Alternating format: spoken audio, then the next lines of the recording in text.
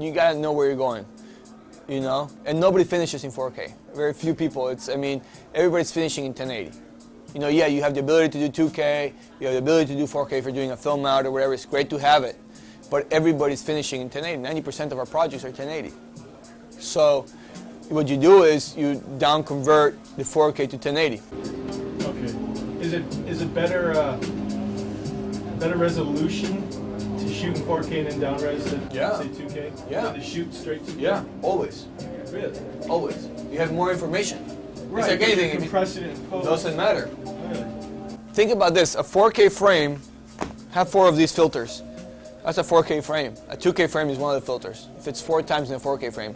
So you can pan and scan into that. If you squeeze it, you can have that much more information in that area, and you're going to be dealing with the 35mm world. You're going to get the beautiful depth of field of 35 instead of Super 16 or HD, which is 3/4 inch chip.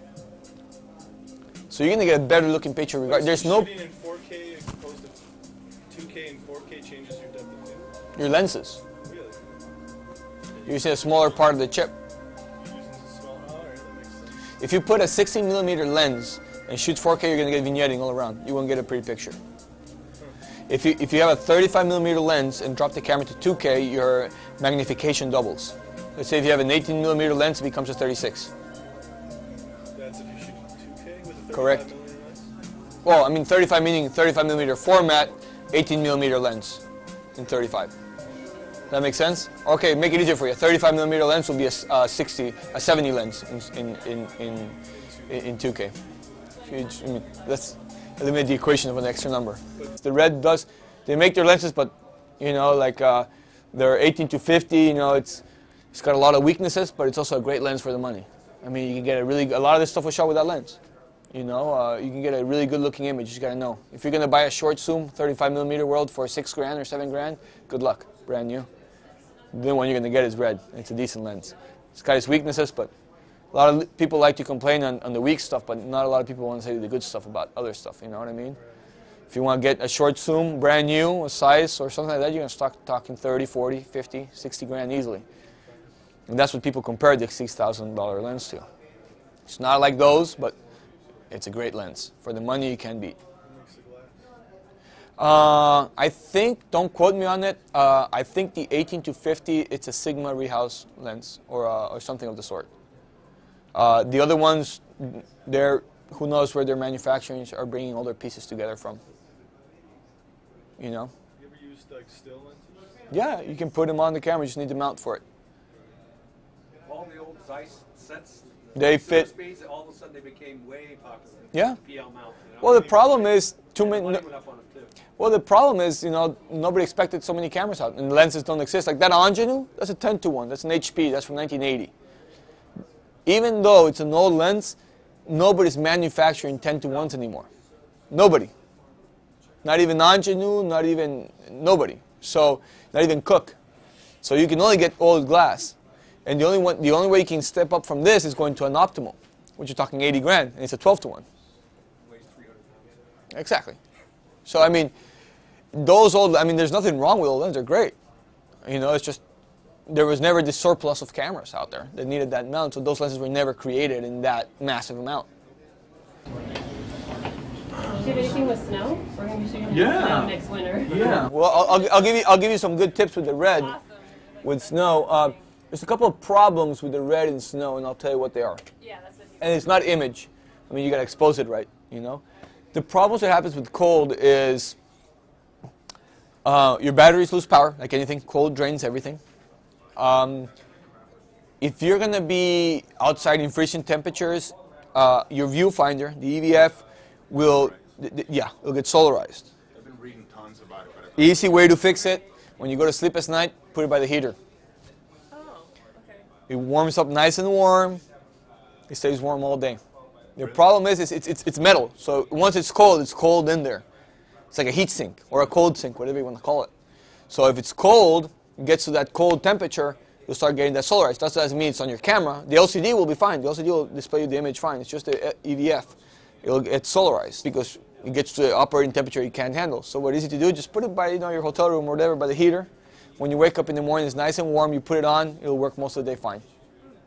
I was thinking maybe perhaps perhaps wrap it up? You can, but the problem is once it's cold, it's cold. It's cold to the bone.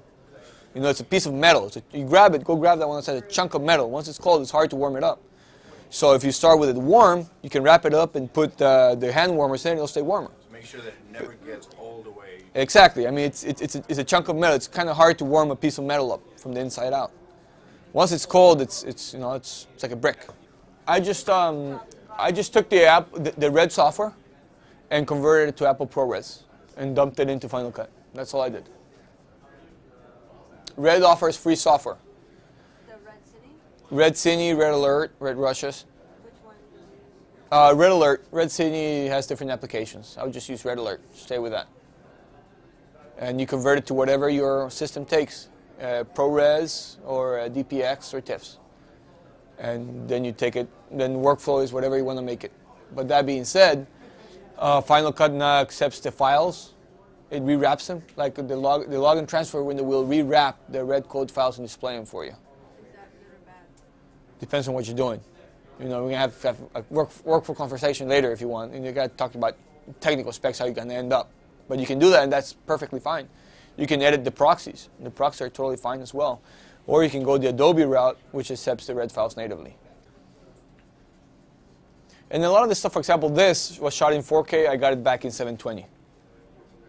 Whoever composited did the artwork for the Emmys gave it back to me, the master, in 720. So then you work from that, upwards to 1080. You know, it's Kind of choppy a little bit? yeah. I mean, this stuff too. This was made for the web. You know, and I had to up-res it with whatever they gave me at the last minute. You know.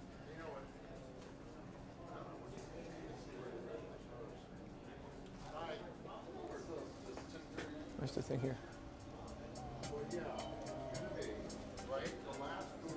For example, another problem people have is shooting into the sun. It gets a black dot. You just got to know how to expose for it. That's the same thing here. Let me go back. If anybody familiar with this problem or no? The camera, when you ever point a digital camera, this has nothing to do with red. Whenever you point a digital camera, even a still camera, you don't want to point at the sun too long. You'll burn the chip.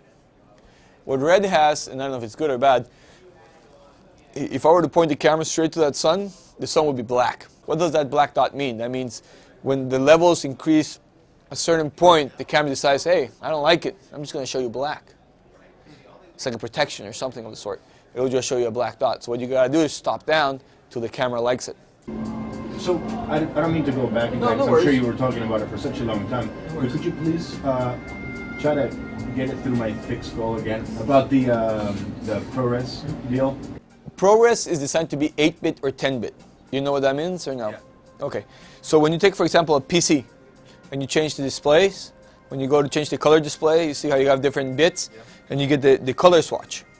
The less bits you have, the more staccato that color swatch. So when you're working 8-bit or 10-bit, it's almost a staccato look. It can't handle that color that well. So that's why you get the staccato look here in some of those shots, because it was 8-bit or 10-bit. But the buzz about ProRes and working with ProRes is great because you can get beautiful images. Look at a lot of this stuff looks great in ProRes. Some stuff you can't handle well. The great thing about ProRes, it's not meant to be a finishing. ProRes is it's a workable data codec.